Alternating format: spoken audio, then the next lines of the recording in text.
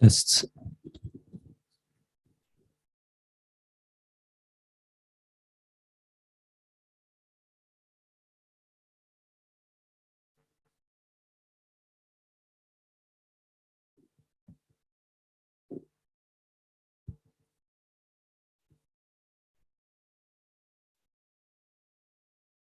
Tests.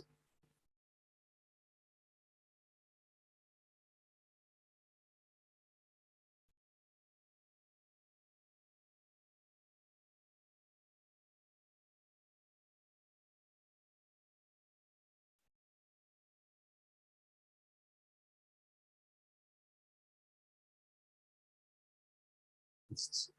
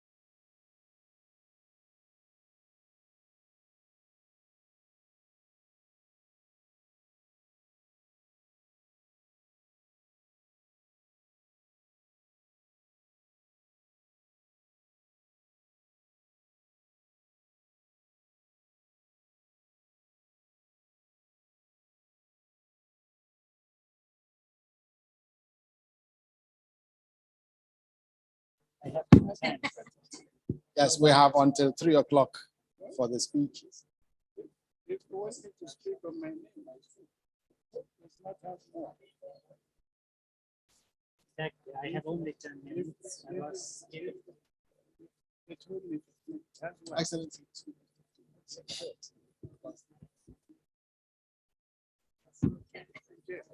Yes, we have until 3 o'clock.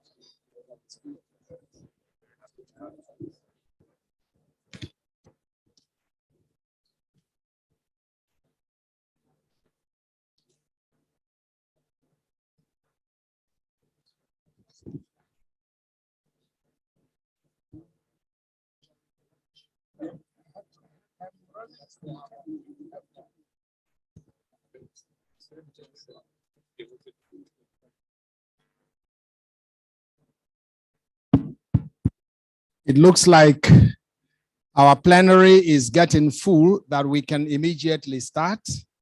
And because we live in Switzerland, we want to follow the Swiss watch.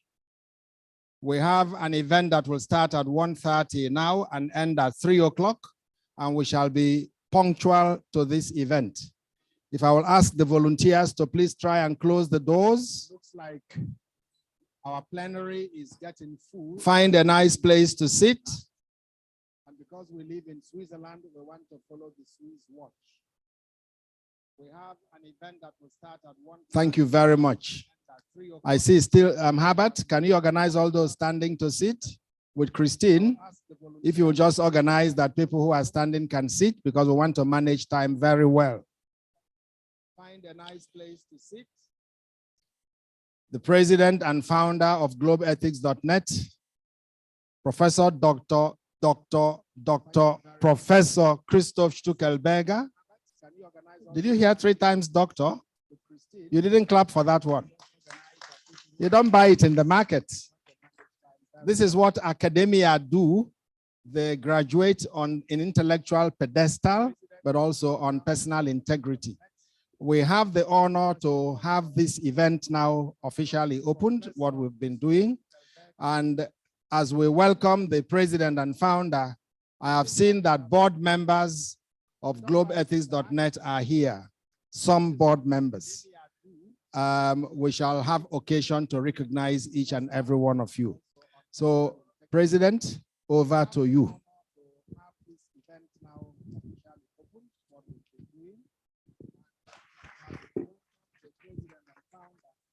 I've seen that board members of globeethics.net are here. Some board members. A warm welcome, everybody, from my side as president and founder of globeethics.net. And thank you, Obiora Ike, our executive director, for introducing me. It's a real honor and pleasure to meet all of you. And I think we all long for physical meetings after 3 years of Zoom meetings and online meetings. So it's a special moment to meet in person again. And after this inspiring moment in the morning, where we had really youth voices, and I thank very much for the organizers and for all the participants from Bosse and the other youth delegates to bring this message here. And we will hear the outcome at the end of this session. So this I officially open, as Obiora Ike already said, this third Building New Bridges Together International Conference 2022.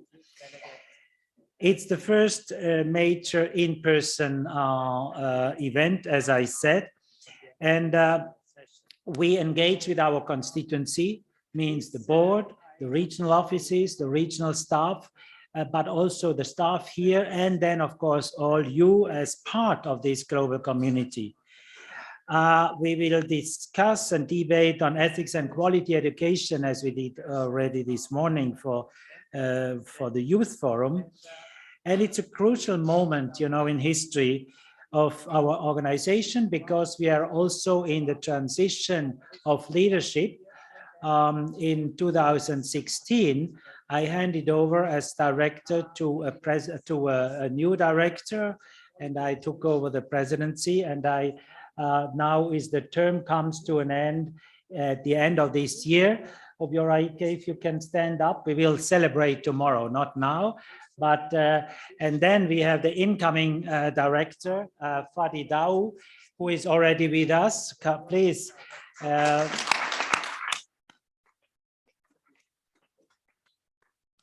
So it's a great moment to have both, and it's this moment of transition, and we are glad that both of you are here, and we'll say more tomorrow in the evening.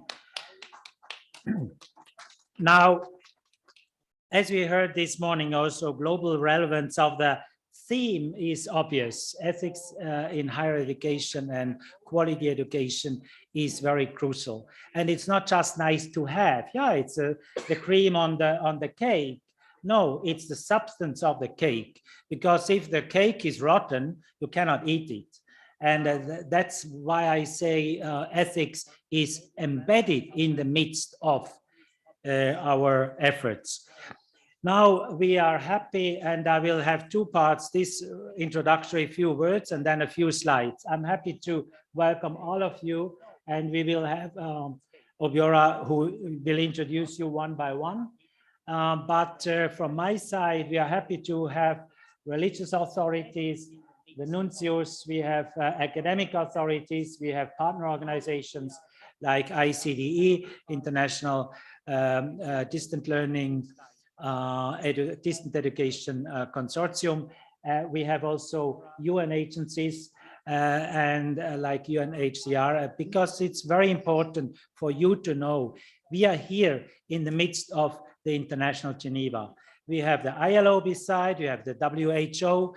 Every day we hear from WHO how they help to save lives. So we are in the midst of that, and GlobeEthicsNet wants to contribute on all levels. So I warmly welcome all of you.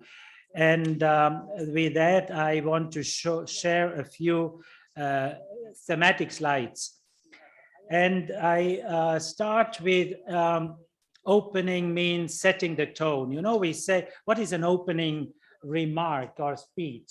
We set the tone for a conference. So when I reflected on that, let's do it physically. I ask you all to stand up, and we set the tone. So I sing it and you follow. It's very simple. We say, oh, oh, oh, oh.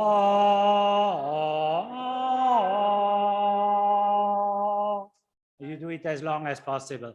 And now we know in the religious communities, there is something interesting I discovered. In the Dharmic religions, as we call the Asian religions, there is the Om. And Om is seen as the universal sound, the sound of the universe. And then we have Amen.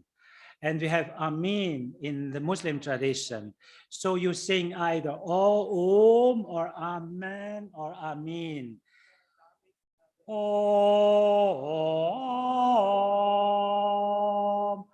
Amen. Amen.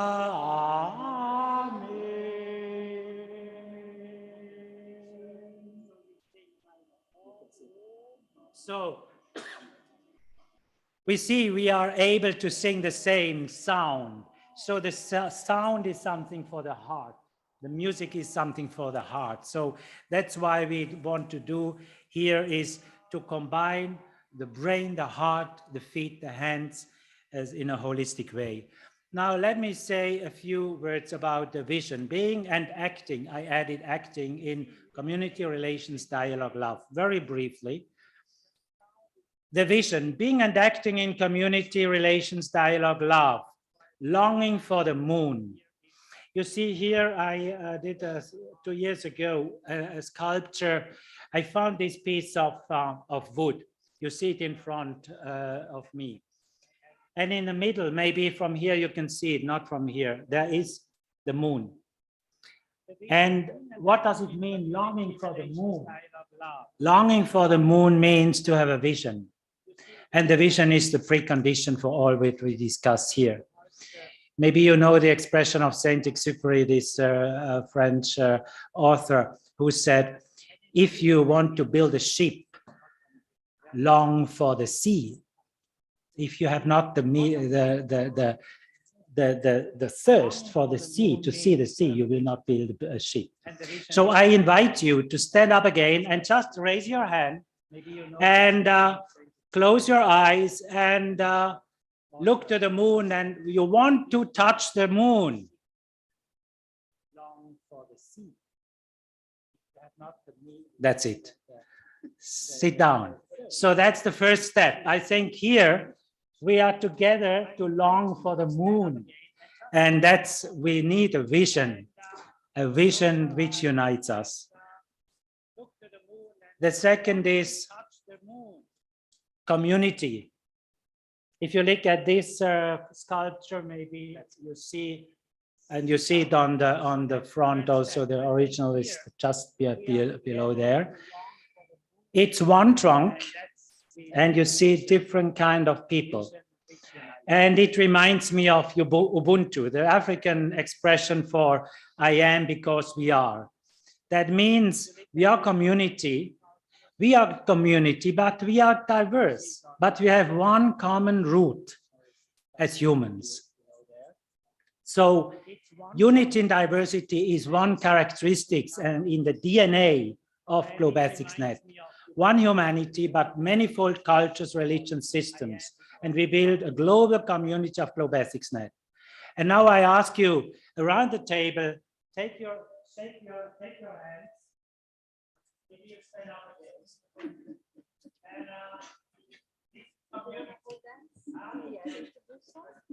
let's do it another.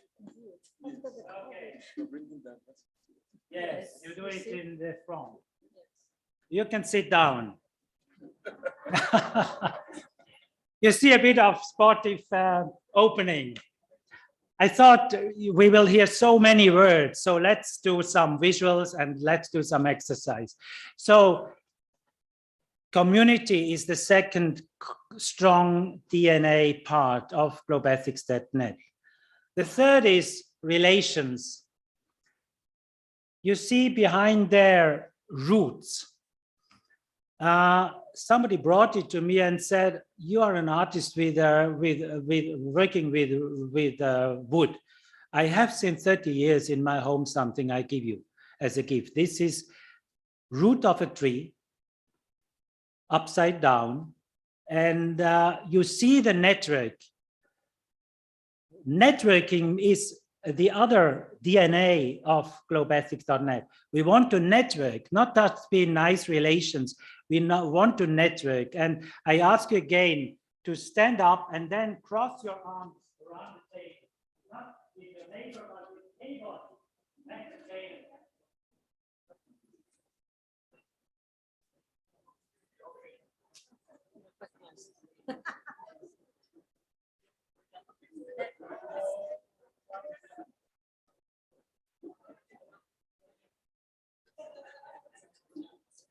So,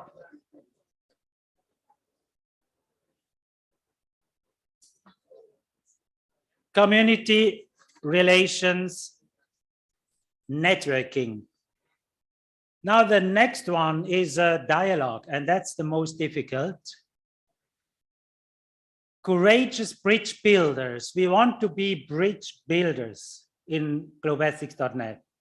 And bridge builder is somehow, yeah, we think that's nice to have a dialogue. We have a nice chat, we understand each other easier. But the challenge is, and we heard this morning already, we are in a polarized world. I teach in Russia, but I cannot teach now, you know. I teach in China, but I cannot travel to China. So how to maintain these bridges in a divided world? And that's the challenge in GloBasicsNet. And we are committed to this bridge building. You see here, this one. It seems almost impossible to be together to stand together on the same. So in a polarized world, dialogues through common action needs courage in GloBasics.net. Now, an exercise. You stand up and stand on one foot. Huh? It's not so easy, but try to stand like the dancers here on the, you can. So you see, we have to, and then we have to slowly walk to reach the others. That's dialogue in a polarized world. You can sit down. And the last one I added to the program. So we have today, we have a community, tomorrow relations, and on Wednesday dialogue. But I summarize it with the term love. The ultimate value is holistic love across borders is the ultimate goal of GlobeEthicsNet. And it's a joyful, sometimes painful, and sometimes suffering journey together. So we have different cultures. Some are respecting the others like this. Especially in Asia, we learned it, and during COVID, we learned it. And with the icon on internet, in WhatsApp, we learn it. Others embrace each other. So show respect to the others at the table in the form that is your form of showing respect. Please stand up and do that.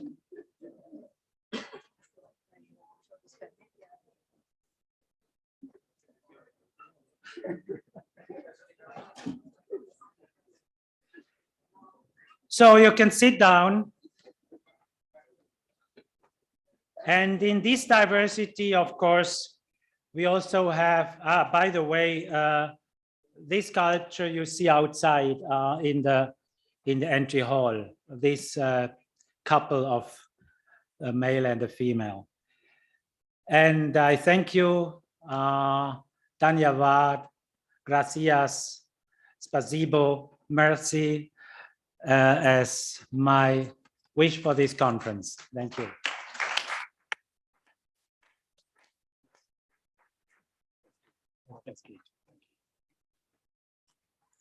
You stood, I think, 4 times, and if we allowed him, he would stand for another 5 more times. But that's very good, because that's exercise. You come to a conference, you sit down all the time and listen to speeches. Christoph comes with innovation, always. Christoph, thank you very much for your introduction. And you've set the tone. We want to introduce, for greetings, His Excellency, Most Reverend Dr. the Archbishop Fortunatus Nwachukwu, who is representative of the Holy See and the Vatican ambassador to UN international organizations in Geneva, Switzerland. He was ordained a bishop in 1984. He had studied before in the University of St. Thomas, Pontifical Academy in Rome. He studied in Frankfurt, St. Georgen in Germany. He studied in Nigeria and across many countries.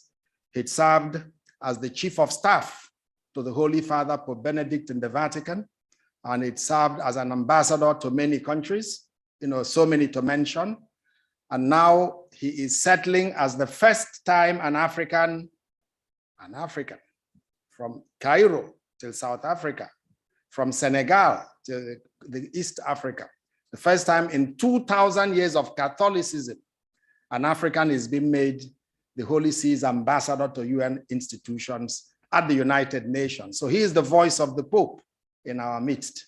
Please welcome Most Reverend Dr. Fortunatus Nwachukwu.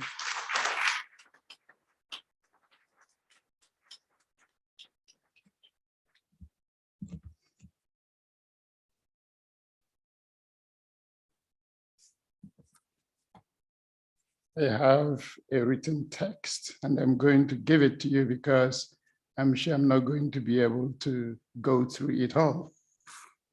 But let me first and foremost thank Professor Stückelberger for giving us this little exercise to keep us awake, because it is a tendency to fall asleep after a good lunch.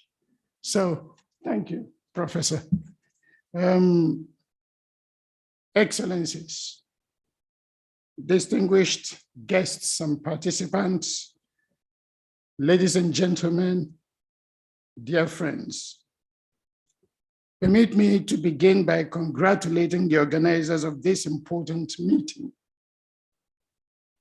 I would like to thank my friend, Professor Obiora Francis Ike, for kindly inviting me to provide some initial remarks in this very building which welcomed Pope Francis during his visit to the World Council of Churches in 2018.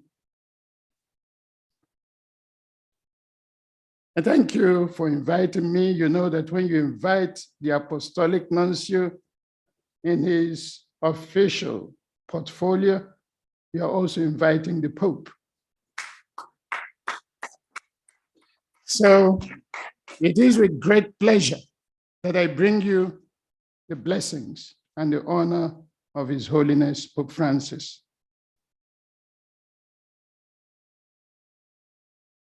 Let me say immediately that I am pleasantly struck by the choice of words in the title of this conference.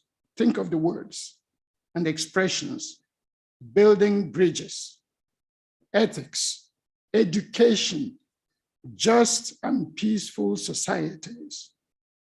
These are all topics that are very dear to His Holiness Pope Francis. They are also themes that lie at the heart of my own personal engagement here in Geneva as the permanent observer of the Holy See to the United Nations and to the other international organizations that are headquartered in this city. Drawing from the general theme of this meeting, I would like to focus my intervention on the importance of building bridges, but above all, on the essential role of education. Building bridges.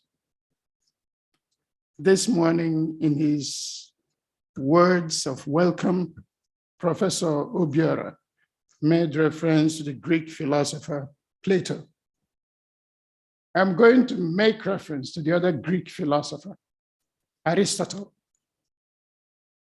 I'm sure you all know the famous expression of Aristotle that man is by nature a social being. Well, I have to tell you that a slightly different version of the same affirmation is also found in the Bible. In Genesis chapter 2, verse 18, after God created Adam, He said, "It is not good that man should be alone. I am going to make him a helper." And that means that no man is an island. Human beings live in relationship with one another.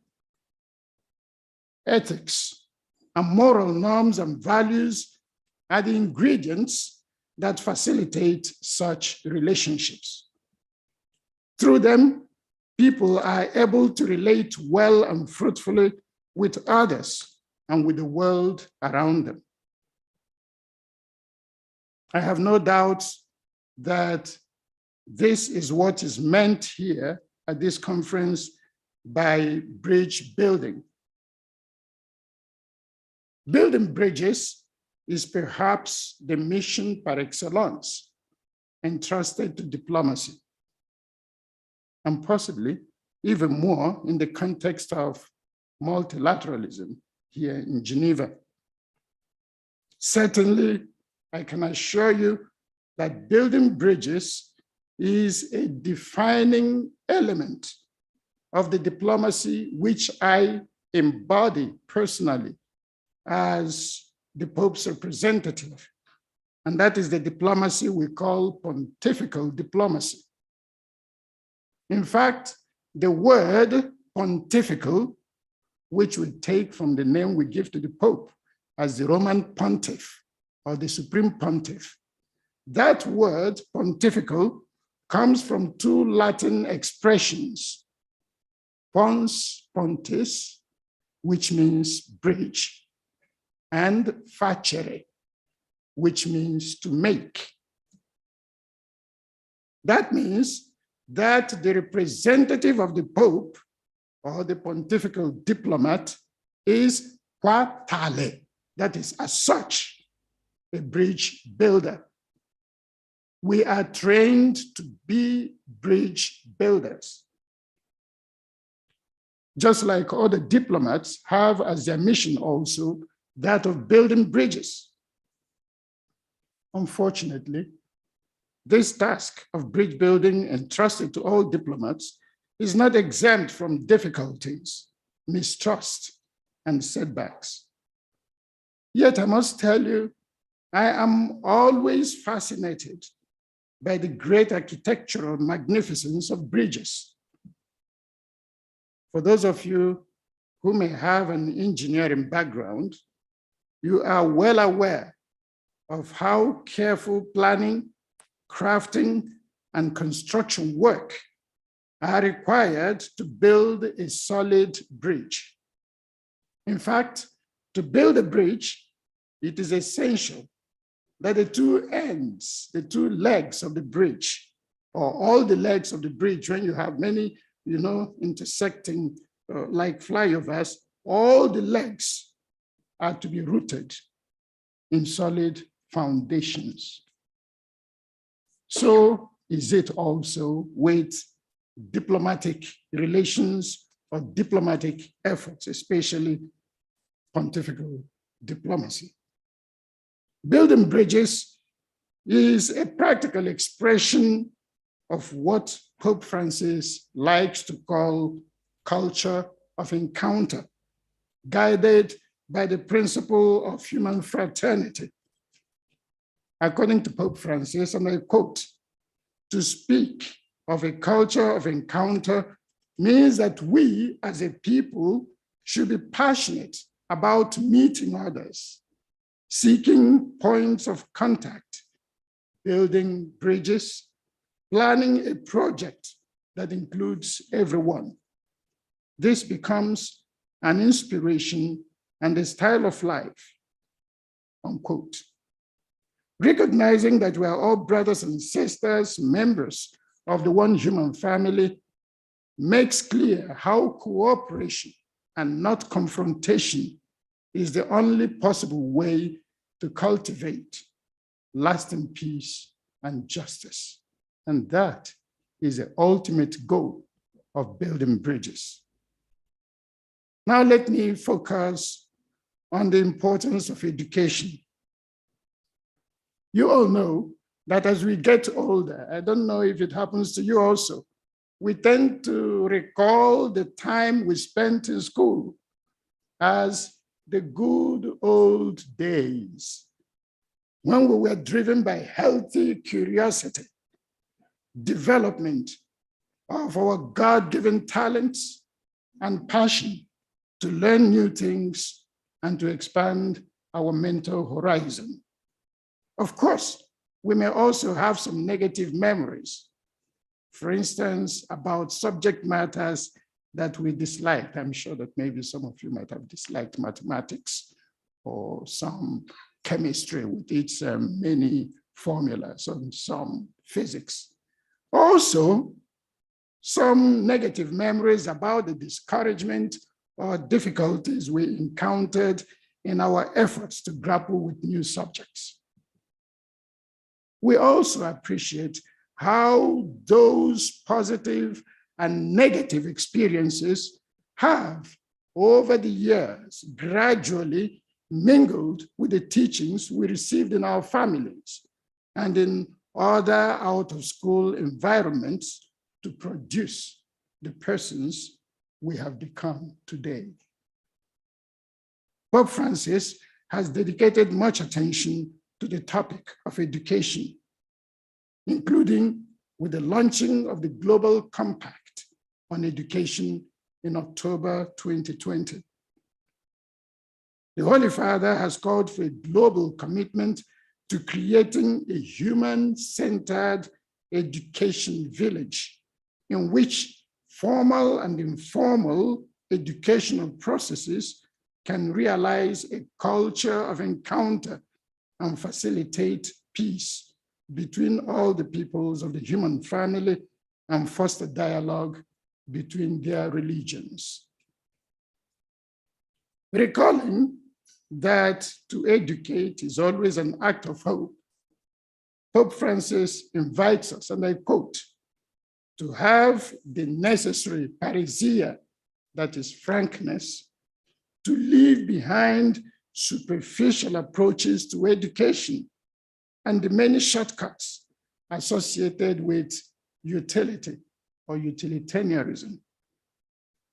Standardized test results, functionality, and bureaucracy, which confuse education with instruction and end up atomizing our cultures.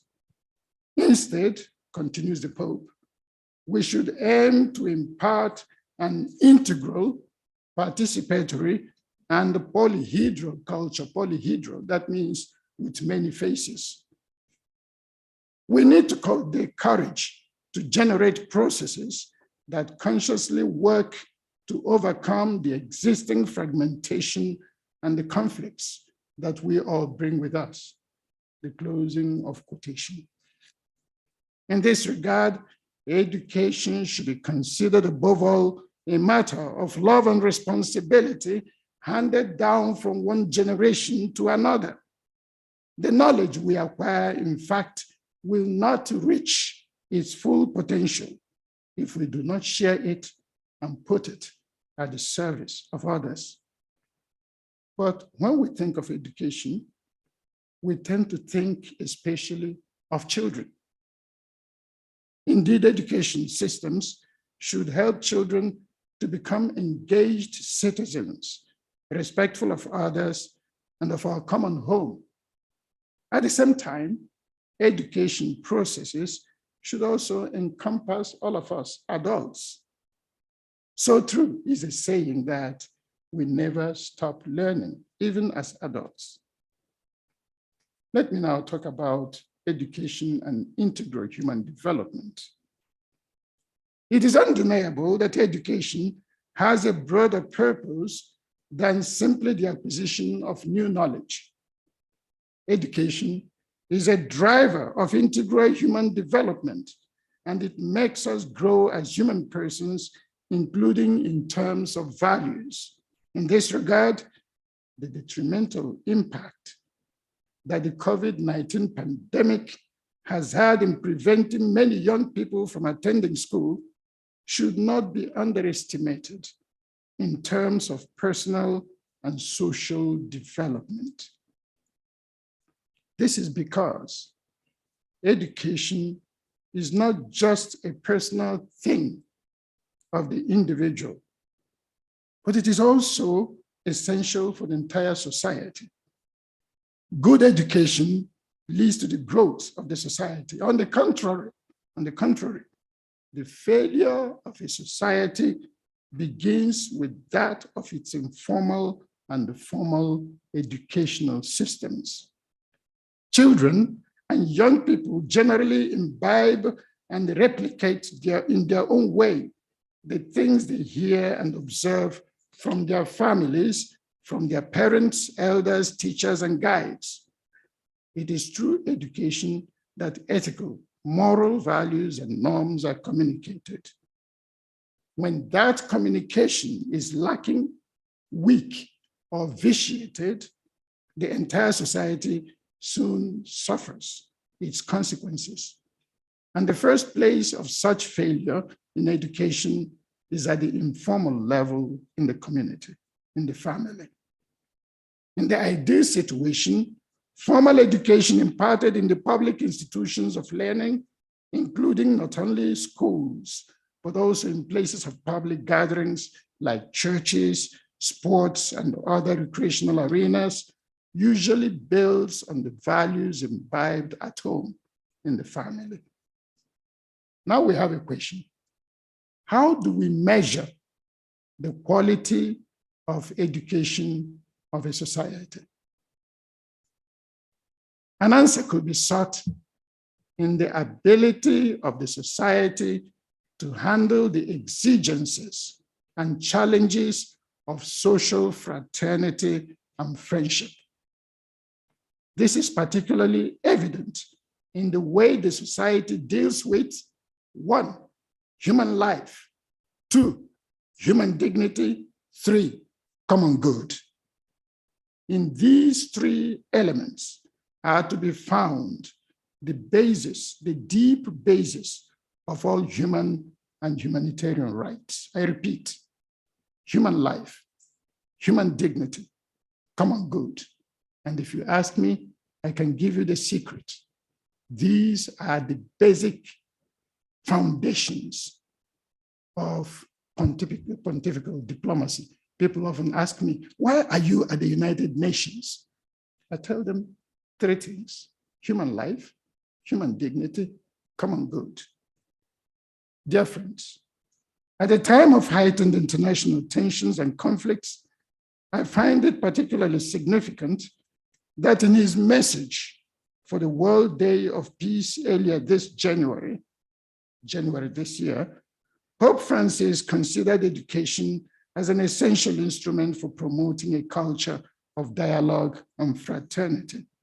Regrettably, and I quote, "What is now happening and drawing us into a perverse and barren way of thinking is the reduction of ethics and politics to physics. Good and evil no longer exist in themselves. There is only a calculus of benefits and burdens. As a result of the displacement of moral reasoning, the law is no longer seen as reflecting a fundamental notion of justice, but as mirroring notions currently in vogue. Breakdown ensues. Everything is leveled down by a superficial consensus obtained like trade by barter. In the end, the law of the strongest prevails. The law of the strongest, even in international diplomacy. Such law of the strongest sometimes is rife with incongruences in which caustic products are marketed with euphemisms. Let me mention just 2 examples. Please pardon me if I march on your toes. 1, the same people who fight for the abolition of capital punishment against persons accused of horrific crimes are also the same persons who campaign for the recognition of the right to murder innocent and defenseless babies, with the infanticide being marketed under the euphemism of reproductive rights and health services. Second example, while discrimination based on evident factors like skin color is played down, no, we have overgrown it. Is that true? Disproportionate attention is being forced on orientations which define the private lives of certain persons. Things that belong to the private corner are being forced on the open arena, and things that are in the open arena are being hidden under the table. In this situation, Pope Francis is convinced that through education, we can truly take an active part in renewing and supporting our troubled societies. Pope Francis invites all with these words: let us not forget, brothers and sisters, that great changes are not produced from behind desks or in offices. No, there is an architecture of peace to which various institutions and individuals in society all contribute, each according to its own area of expertise, without excluding anyone. I'm going to skip the place that is a bit partial, and that is on Catholic schools. So if you want to see that, you look at my text later. Let me talk about education and international instruments, and that is my conclusion. It is not by chance that the right to education is enshrined in several international instruments, such as the Universal Declaration of Human Rights, Article 26, or the Convention on the Rights of the Child, Article 29. This is not only because of the intrinsic benefit that education provides, but also because it is fundamental for the enjoyment of many other rights recognized in these documents. Education is truly a cornerstone in a child's development from early childhood to adulthood. It is a key driver for future opportunities in life, or the lack of these opportunities. A similar point can be made about Sustainable Development Goals, the SDGs, adopted in 2015. As you're aware, Sustainable Development Goal number 4 is, quote, to ensure inclusive and equitable quality education and promote lifelong learning opportunities for all, unquote. While this is but one of the 17 goals of the SDGs, it has major implications for the ability to achieve many of the other goals. In my opinion, it would not be an exaggeration to affirm that investments in quality education are investments in the whole of humanity, and an expression of the conviction that a better future is possible. In conclusion, and I wish to extend to you all this invitation. Let us put into the hands of our youth opportunities for life and education, not doctrines and weapons of destructions and death. I wish you a productive conference, and I look forward to hearing the ensuing discussions. Thank you.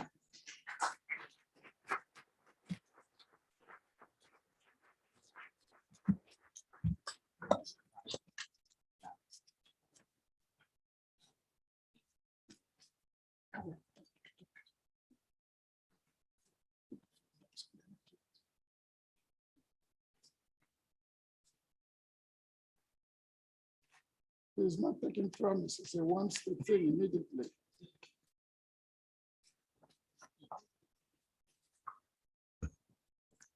We are indeed edified to listen to His Excellency Archbishop Fortunatus Nwachukwu, who is himself an academic, a scientist, a biblical scholar, and a systematic theologian, besides many other hats he wears.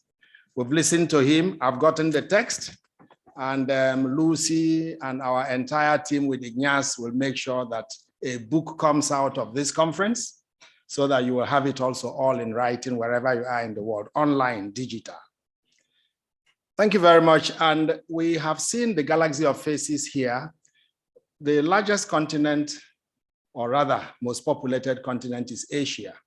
So we have an office in China, in India, in Indonesia, and in other Asian countries. If you are from the Asian continent here, will you please stand to be recognized? Just stand wherever you are so we can see your faces. I see already Father Jos, our director from India. I see our board member, Diki Sofian, who is just standing there, board member of globethics.net. Where are all the other Asians? Is Philippine in Asia? Not only those who are working in our office, but all those who are from Asia who are here. Can you just please stand to be recognized? Yes, of course. But that's a large number. Please put your hands together for them. And some of you traveled directly, like I saw Sohini and Vilda, who had 15 hours of journey to reach Geneva. Let us go to Latin America and South America. So if you are from that part of the world, Professor Julio, get ready. Julio, and of course, Rudolph and all those from Latin America. Ooh, Mexico, our sister here. Thank you very much. Can we please welcome them, Victoria, Veronica there. And those from Europe and the United States, will you please stand to be recognized? I see already Teodorina is already out. Carl is already standing. Ooh,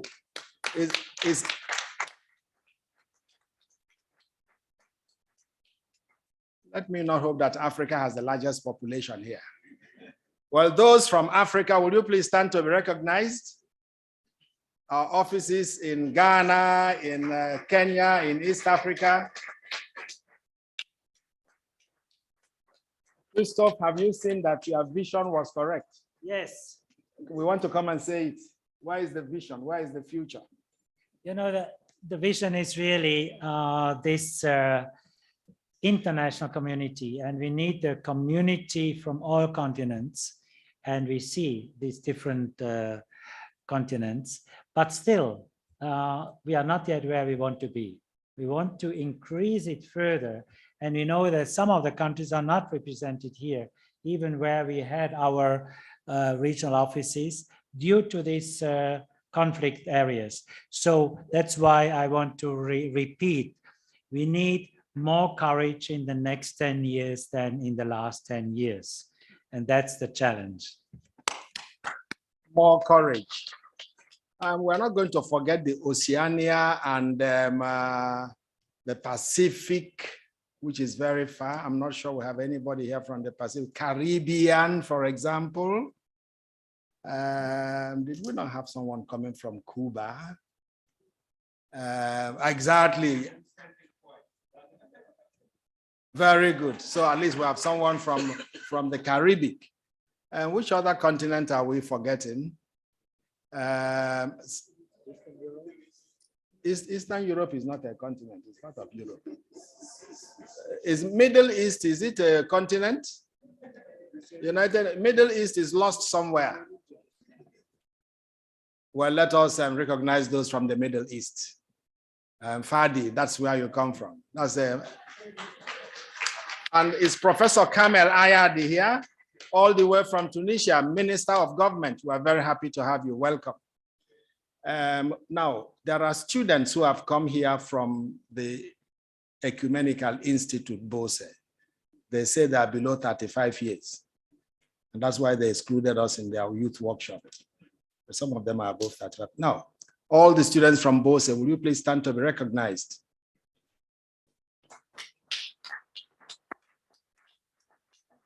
And these are you there?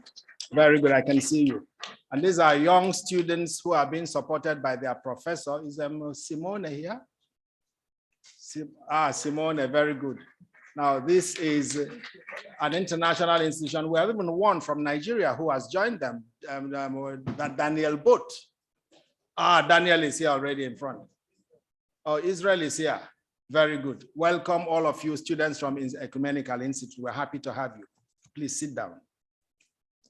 Now, the management and team of globeethics.net who are in the hall, the deputy director, the professors, the units, and so on. If you are here, could you please stand to be recognized?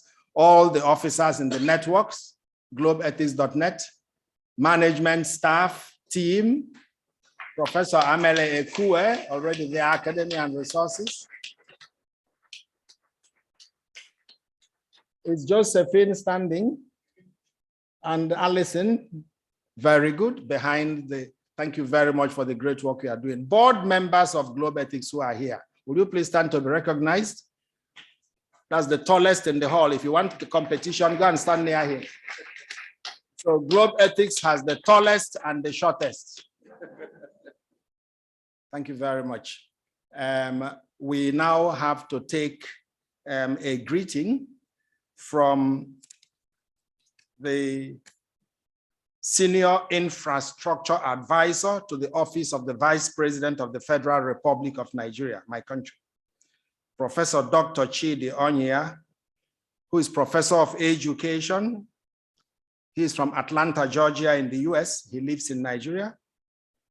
His advisory member focused on infrastructure development, energy, climate finance, and technical assistance to the federal government of Nigeria. He has served 2 presidents of that country, President Jonathan and currently President Buhari, under the United Kingdom Aid Technical Advisory Board. Chidi is a member of the Globe Ethics Pool of Experts. He has also written a lot of contributions to many of our series. And actually, we didn't even recognize those who are members of the experts. We shall recognize you later because many of you are here at the academy and so on. But Professor Chidi Onya stands in today for the Honorable Ambassador Baba Madugu, who is not here, but he speaks in his own capacity. Please take the floor.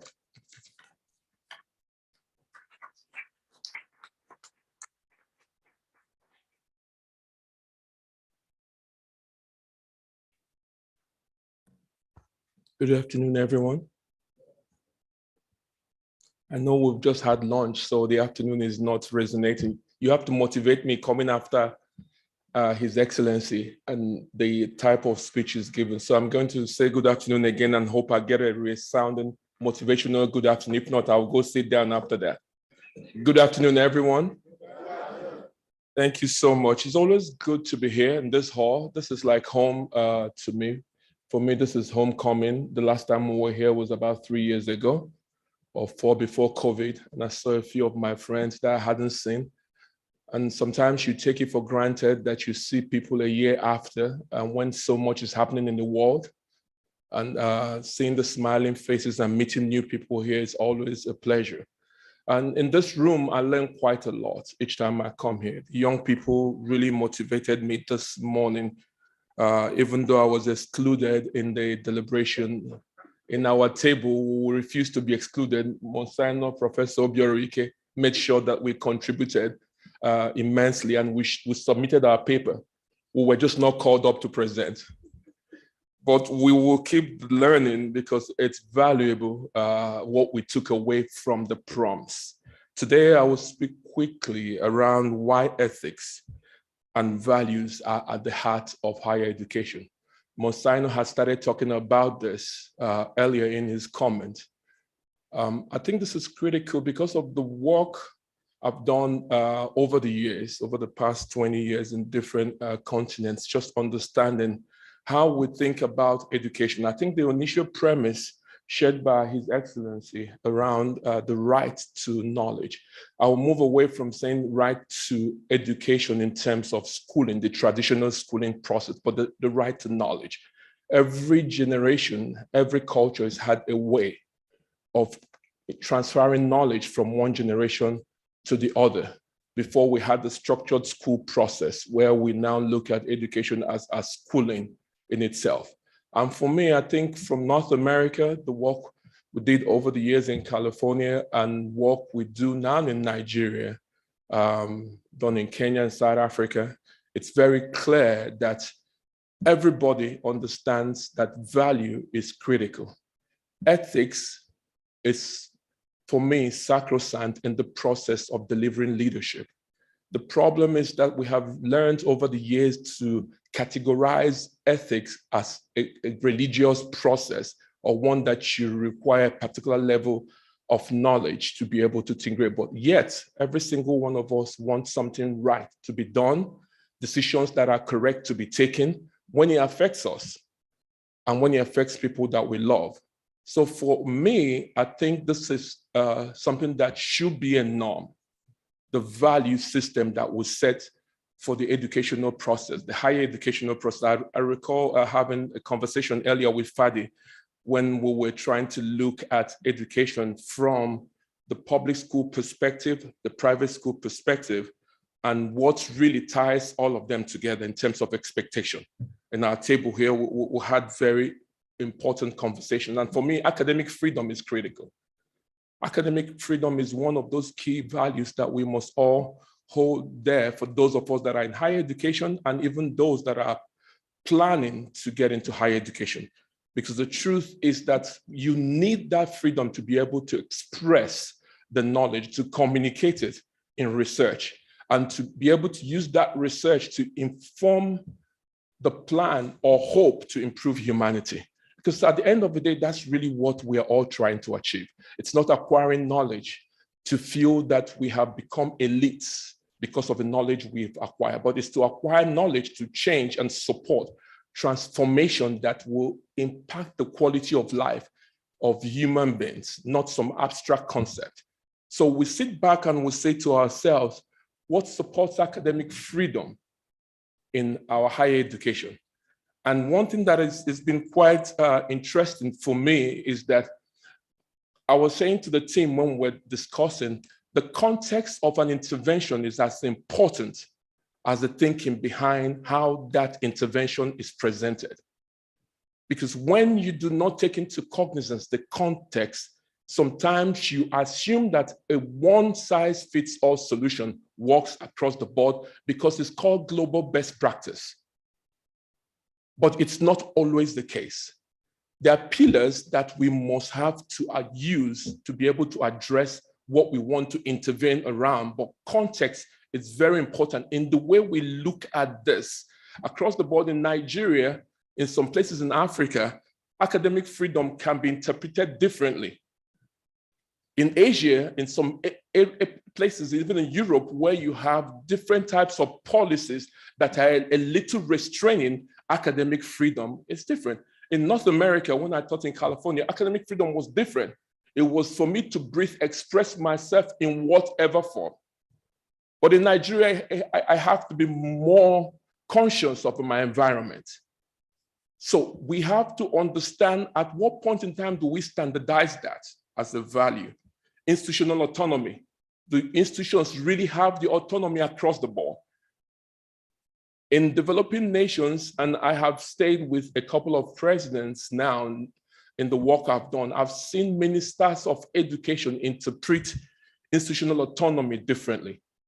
I mean, we're just coming out one from a strike process. Most of you that are from Nigeria, 8 months of students being at home and academics fighting for a battle. The point I'll ask is, at what point in time does the battle move from being ethical to becoming self-serving?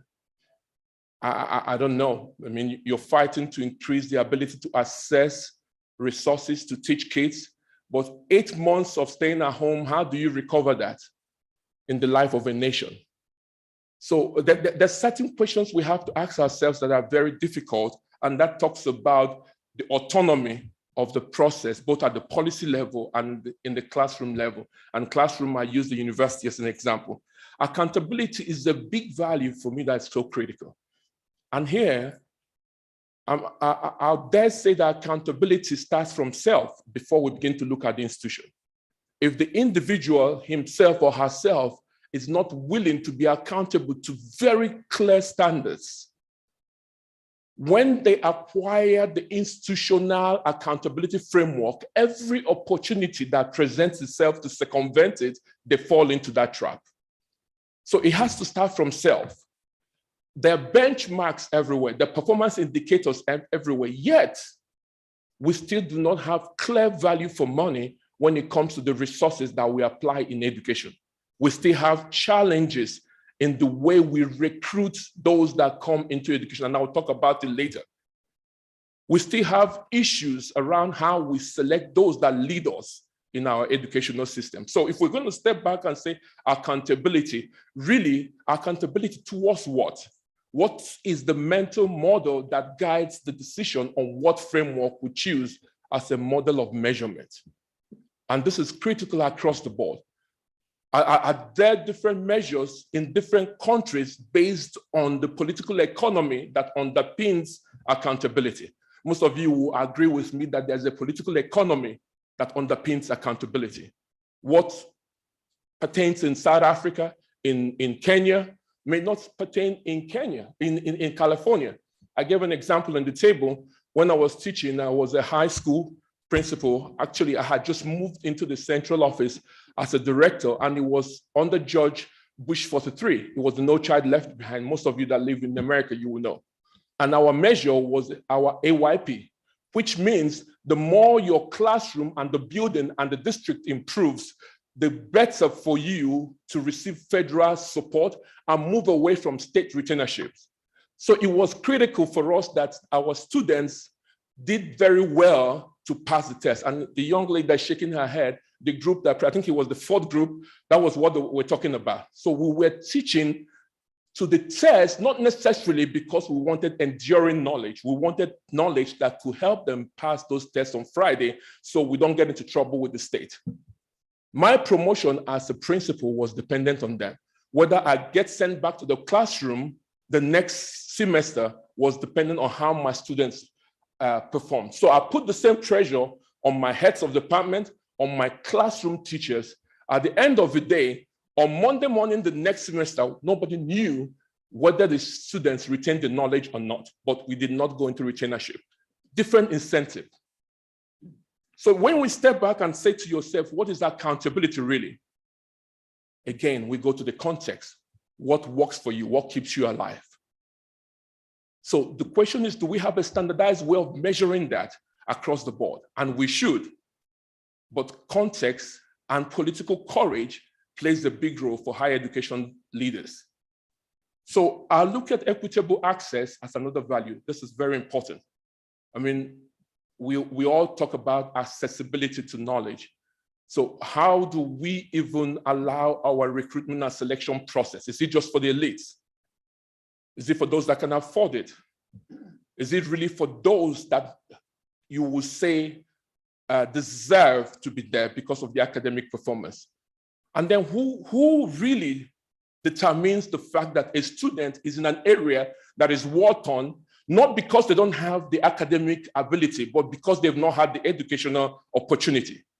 Yet they have no access to the quality of education they ought to have to get into the higher education space. Most of us that are in developing nations, you know that schools that teachers have not shown up a whole academic year. Yet they are required to take the summative assessment that qualifies them to enter a university or not. And in those cases, when those students are exposed to that, the same people that did not provide them the right education, the right access to knowledge, provide them with corrupt practices to be able to get good grades to get into the university. In cases, we call them miracle centers. A miracle is that you turn water into wine. Is that correct? So you go into the exam with no knowledge. You come out with an A. And now you allow the academic faculty to perform another miracle, to give you fundamental knowledge to critical think through the 4 years to have knowledge and character to graduate. So how do we measure accountability? It's a value that we need to be very careful about. A social responsibility. And I know I'm mindful of time, Monsignor. This is just my introduction, but I will close out here. Social responsibility is everybody's right. I love the fact that I saw the young people pushing and speaking, even those that were shy. I saw them all speaking because this is your time. You must have a voice on the table that determines what happens to your generation. And I like the courage of the young lady that told us, yes, in this meeting, 35 is what we measure with. You can be 35 in your brain, in your spirit, but here we go by biological cycle. And those of us that wanted to talk, we sat down here quietly because you need to be a driver in the journey that determines your future. Responsibility across the board is something that should be very important. And we, the older ones, will continue to play our role. But the truth is that there's got to be a collaboration. And that's what His Excellency was talking about. The collaboration is not an easy process. There are generational mind blocks that allow us from our own point of view to feel like we have the solution. Yet, we are part of the big problem that you're trying to solve. Or we think we have the solution. You think you have the solution because you know where the problem, but we feel you don't have enough experience to be able to do it. That requires a gradual process of negotiation, patience, love, knowing that ultimately we have the same objective, which is to improve the quality of the life we live, the knowledge we share, and the way we interact with one another, so that humanity will be a better place. Thank you.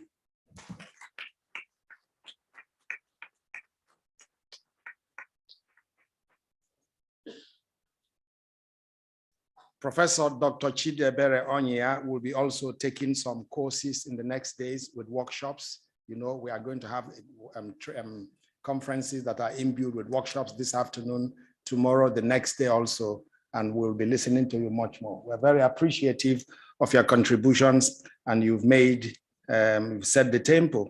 We have now the International Council for Open and Distance Education.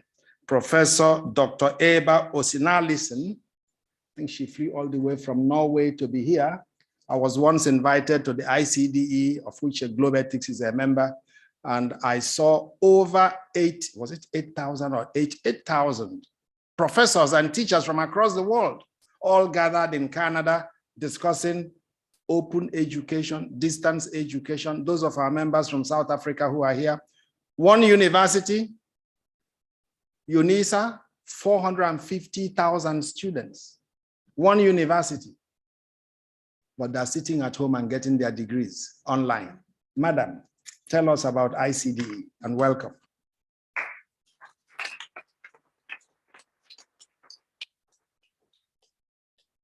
Good afternoon, everyone. Is it on? Yeah, good. Dear Mr. President, dear Professor Stückelberger, the founder of globaletics.net, dear entire team of Globetics.net, dear all distinguished colleagues around the globe. It is a great pleasure for me on behalf of ICDE, the International Council for Open and Distance Education, to be here in Geneva with you all and to greet you all for the opening session for the conference. So thank you so much for the kind invitation to participate in your promising and urgent conference, Building New Bridges Together, Ethics and Values at the Heart of Quality Education. The theme and the sub-themes, being a community, ethics and values for the society we want, being in relationship, ethics and values, true educational collaboration for the common good, being in dialogue, ethics and values for shaping quality education are more urgent than ever before. Learning for an uncertain future, dealing with global, complex, and transdisciplinary issues, ethical considerations are critical, as is their ability to collaborate, take initiative, and act in society. Essential features of learning are required to address the broad sustainability challenges facing our societies. ICDE, the International Council for Open and Distance Education, is the leading global membership organization. Actually, the seat is in Norway. I'm a board member and I'm based in Sweden. And we have great funded from the Norwegian government. That is why the seat is in Norway. But the board are distributed in all continents around the world. So we are the leading global membership organization dedicated to providing accessible quality education to all through online, open and distance learning. Open, flexible and distance education is a strategy to enable economic, social, political and digital equity. Our members come from all regions of the world. We are very proud and pleased that Globetics.net is among our members and have now convened this global conference in such a timely manner. Our members are decision makers who network and collaborate to share their expertise, insights, resources to address one of the world's greatest challenges, enabling inclusive, flexible, and high-quality learning and teaching for all in the digital age. Our members are estimated to have more than 15 million students enrolled in 6 continents and more than 190 higher education and research institutions in over 70 countries are part of the global ICD community. ICD has partnership with more than 18 organizations around the world, all working toward a common goal, accessible quality education for all. ICDE represents its members and advocates for and provides leadership in the advancement of online open and distance education. The ICDE community collectively undertakes a range of activities and projects that contribute to the global mission of the Sustainable Development Goals, especially number 4. But we all know that number 4 have an impact and influence all the other SDGs. So we need to talk about all the 17 SDGs, not just number 4, even if it is important and especially dedicated for education. And it's urgent call because the goal is to reach those goals in 2030. It is not far away. So the urgent needs for all countries to take action to recognize that ending poverty and other deprivations must go hand in hand with strategies that improve health and education, reduce inequality and spur economic growth, all while combating climate change and preserve our oceans and forests. The Universal Declaration of Human Rights, published already in 1948, is a landmark in the history of human rights. All 30 articles contains provisions that enable an economic, social, political, and digital justice. Democracy and inclusion are core values. Article 26, for example, states that everyone has the right to education. Transforming education will require collective commitment and action of visionary policymakers at all levels, parents, students, teachers, and public at large. Young people will be at the center of this effort, contributing their voices, experiences, knowledge, and agency. Also critical are inclusive and participatory mechanisms that accompany a guided natural redesign efforts. Students, parents, teachers, unions, employers, universities, and civil society must be aware of their respective roles and also to collaborate while being open to change. Going forward, it must be encouraged and supported at all levels, led by learners and educators around the world, inspired by civil society and connected to broader movements for positive change and cultural change. Leaders at all levels, meta, macro, meso, and micro, play a critical role in creating a world where people, and especially leaders, are educated and informed about ethical values and act on those values to help build sustainability, just and peaceful societies.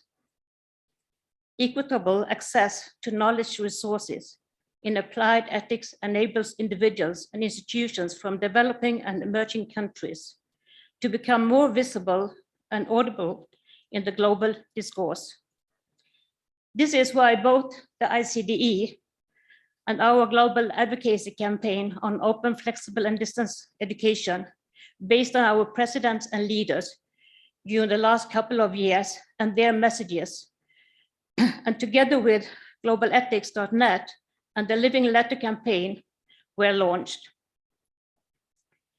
Change the Future of Education with globalethics.net is in partnership with ICDE in reaching out to the key stakeholders and influential interest groups and policymakers to ask them to raise their voices and drive decisions in the areas of responsibility. 2, 1, ensure inclusive and equitable quality education and promote lifelong learning opportunities for all. 2, promote ethics and values as a cross-cutting theme in higher education curricula and institutional development. And 3, support the formation of cross-sector alliances and networks in education at regional and global levels. Connecting ethics and values through educational collaboration for the common good is an important and as the urgent need to bridge the digital divide and advocate for the inclusion of ethics and values in open, flexible, and distance learning opportunities for all. On Friday, we have a special session on those Living Letter campaign. with ICDE and with global ethics together. So thank you very much and congratulations on a very successful conference that will make a difference and set footprints. I and we at ICDE wish all the best as we build the new bridges together with ethics and values at the heart of quality of education. Let us walk the path together, each of us, you and I. We can make a difference towards the future we want for individuals and for the planet. Thank you very much.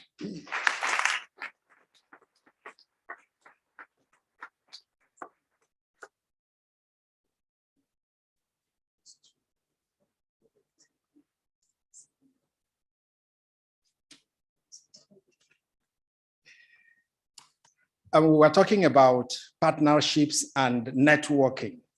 The ICDE is one of the largest global associations of professors, universities, teachers, education, and so on. When you attend any of the ICDE conferences, you enrich yourself and your institution.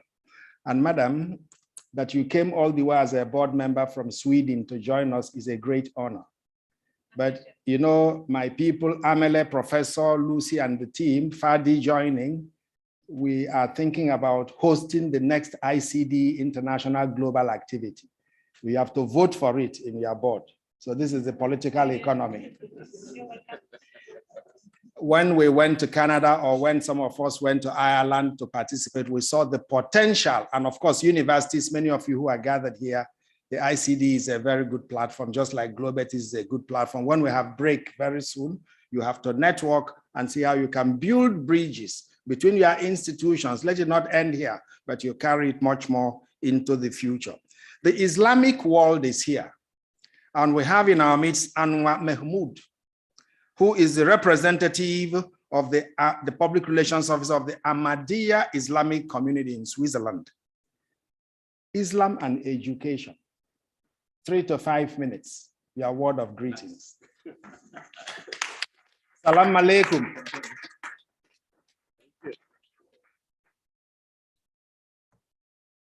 Salam, peace and blessings upon you all. This is wonderful here, and on the invitation of my best friend, Mr. Carl Gustav and Mr. Obiora. Like he said, 3 to 5 minutes, I try my best to conclude in 5 minutes. First of all, I introduce myself. Ahmadiyya Muslim community is a worldwide community in Islam. And we are based in 195 countries with over 200 million of our members. And we participate in humanitarian works. And I have been a couple of times here also. With this desire for peace and community of our community, and the current spiritual leader who lives in London, according to his instructions, we remain devoted to peace and remind us that as Ahmadi Muslim, we believe that we must abide these values in our daily life as to help foster a sense of unity, harmony, and peace the world over. I just take a couple of key notes according to our teachings. Equal rights for all, man, woman, and the people of all race stand equal in the sight of God. Only the righteous deeds elevate one person above another. And this opportunity to excel over other is open to all or everyone. And protecting the sensitivity of life, Islam emphasizes the sensitivity of life and rejects the violence and terrorism in any form, including the suicide bombing like we hear a lot. And for any reason, all Muslims must promote peace at every level and shun hatred and discord or disorder. Our motto is love for all, and hatred for none. We serve humanity in many ways, including a wide range of activities that provide disaster relief, medical facilities, energy, education, and self-help programs across the world. I make it short. There was a topic about education for women in Islam. Based upon these teachings, Ahmadi Muslim girls across the world are educated and are excelling in various fields. They are becoming doctors, teachers, and architects, and entering other professions through which they can serve humanity. We ensure that girls are given equal access to the education as boys. Hence, the literacy rate of Ahmadi Muslim, I'm talking about my community, Ahmadi Muslim girls in the developing world is at least 99%. Like, according to the teaching of Holy Quran itself, there is a prayer in the Holy Quran, "Oh my Lord, increase me in knowledge." Since our community was founded in 1889 in small town of India, Ahmadi Muslim community has always promoted education amongst its members. With the grace of Allah, the very first Muslim Nobel laureate was an Ahmadi Muslim, Professor Dr. Abdul Salam. If someone knows in CERN, there is the road, the name of one road is on his name, Route de Abdul Salam in CERN, near close to Geneva. So he got the Nobel Prize in Physics in 1979. Furthermore, our spiritual leader desired for a new dawn of great Muslim scientists and academics to emerge, and so with our community, he started a tradition of awarding gold medals for the academic excellences. Each year, also here in UK and in Germany and Switzerland, each year, hundreds of Ahmadi Muslims, boys and girls, or men or women, are awarded gold medals. Certainly, we believe that access to education is the key to breaking the cycle of poverty that has plagued economically weak countries for the generations. Spiritual advancement is the link to serving humanity, and so a Muslim could not attain the love of God Almighty just through worship and prayers. Rather, the love of God Almighty requires Muslim to serve humanity.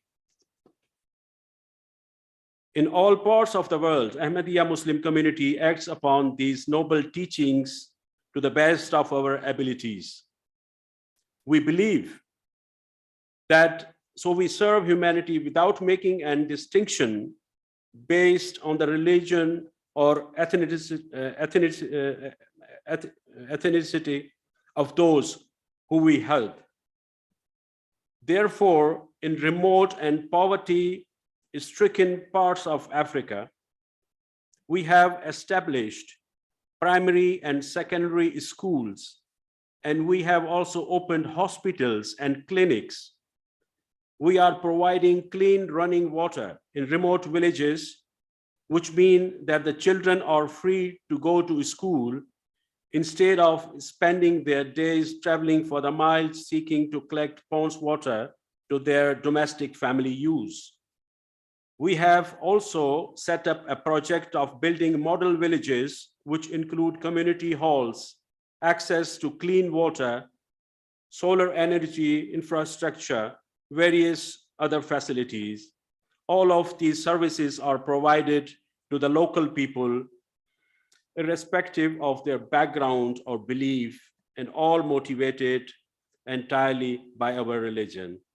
Where I just conclude with, I pray that all my heart that mankind forsakes greed and forgoes the pursuit of narrow self-interests instead focuses on relieving the pain and anguish of those who are suffering in the world. Thank you once again. Thank you. My pleasure. The Ahmadiyya is a group in Islam that spreads education in his words. We want to thank you for traveling all the way from Basel to be here with us. We are in the World Council of Churches property building, and the landlord of this place wants to welcome us on Zoom, digital.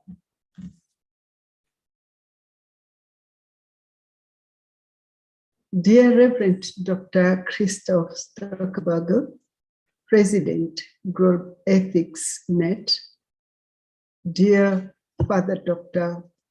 Professor Obiora Ike, current Executive Director, Globe Ethics Net, and Ms. Francesca Marotta, Chief of Methodology, Education and Training Section of OHCHR, our keynote speaker. Dear all delegates, friends, current and former colleagues, on behalf of the World Council of Churches, we would like to warmly welcome you to the Ecumenical Center, which is hosting this international conference titled Building New Bridges Together, Ethics and Values at the Heart of Quality Education. The World Council of Churches brings together 352 churches representing some 600 million Christians in over 120 countries. The World Council of Churches has worked with Globe Ethics Net from its foundation because we share the same values and ethics.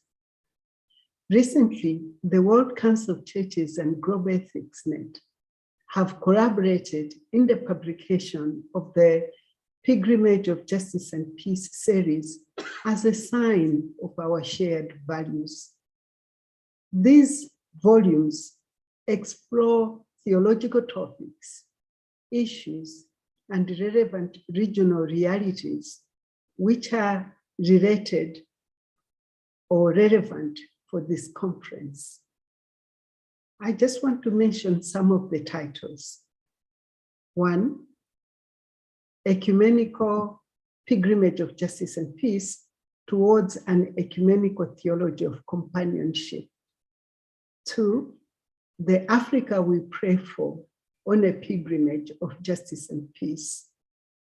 3, Transformative Spiritualities for the Pilgrimage of Justice and Peace. 4, Her Stories of Transformation, Justice and Peace. 5, Hate Speech and Whiteness, Theological Reflections on the Journey Towards Racial Justice. 7, Our Feet into the Way of Peace, the holistic approaches to peace building in the context of the Pilgrimage of Justice and Peace.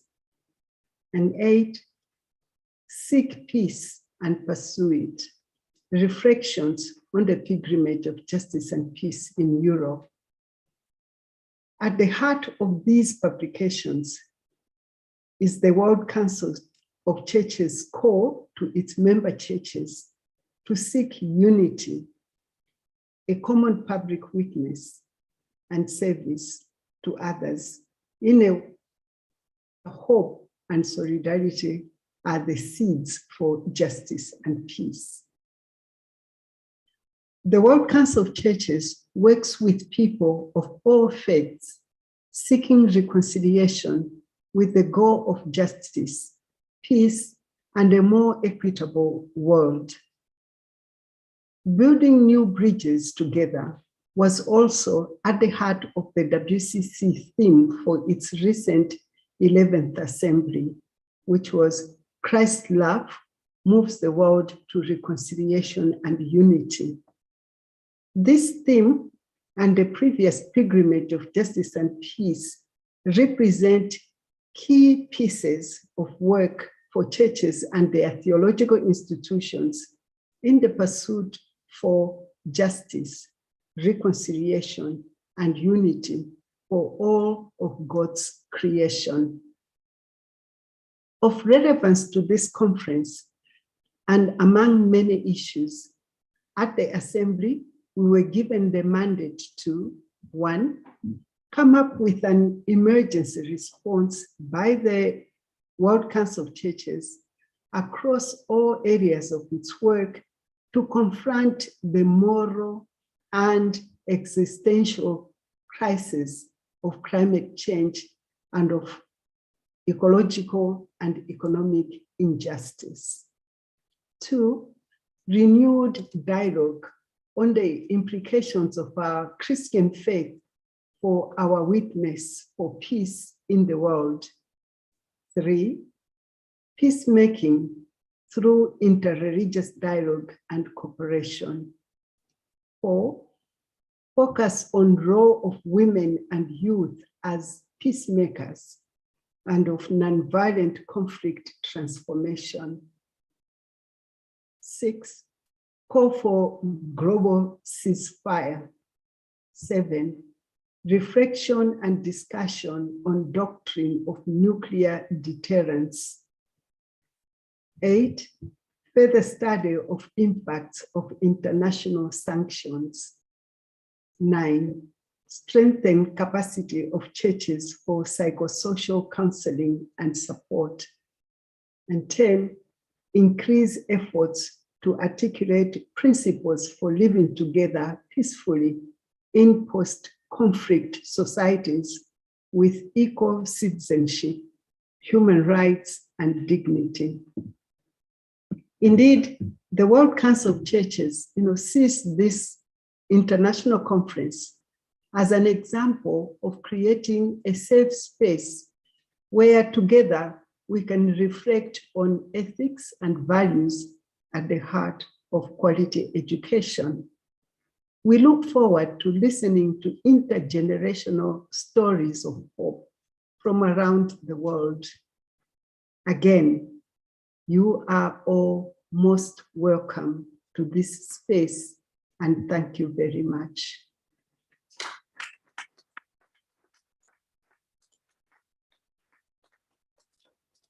We are very grateful to the landlord and the landlady for encouraging us to this collaboration. Globeethics.net, along many other institutions, have their offices in this building, and it is always a pleasure to have this environment for, again, building the bridges which we are talking about. We are now coming to the high point of today's event, and that is to invite the Office of the High Commissioner on Human Rights at the United Nations, Elena Ippoliti, the Coordinator of Human Rights Education and Training Section, to give us her keynote speech. And when she finishes, we shall then have the youth give us their feedback, and then we can go for break. Thank you very much, Madam. Thank you. Maybe we need to put the light up again, the lights. Thank you. Thank you. Okay, I have a sense that actually this is going to be one of the various keynote addresses or speeches made until now, because of the richness of the contents that have been already dealt with. So I'll try to be humble, make it a bit not as long as I had planned, and also to bring a specific human rights perspective to these already rich interventions. But first of all, allow me to thank Globeethics.net for having organized this international conference and for having invited my office to contribute. I would like to note that beyond me representing the office for the opening, we have here my colleague Michael Wiener, who will be moderating or working with you on a workshop later on, as well as my colleague Paulina, who was sitting at the desk. She will come back. She is dealing with a number of publications that we can make available to you on for human rights education. So you are very welcome during the break to stop by at the desk. I will also be there to respond to questions, or for any of you who want to have a dialogue, which is an important word for this conference. Now, I would like, though, to start with you and ask you, who are among you in the work you have done on education, who of you have been working with the United Nations system, let's put it, in your work in different, we saw regions, countries? Yes, maybe if you can give me some ideas of the agencies you have been working with, because the UN is a big family, like this big family here. For instance,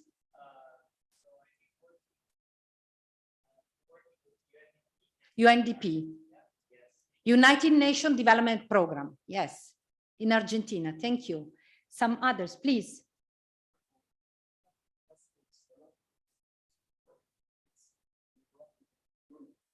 Okay, very good. So UNEP, United Nations Environment Program. Yes, thank you. Down there, lady.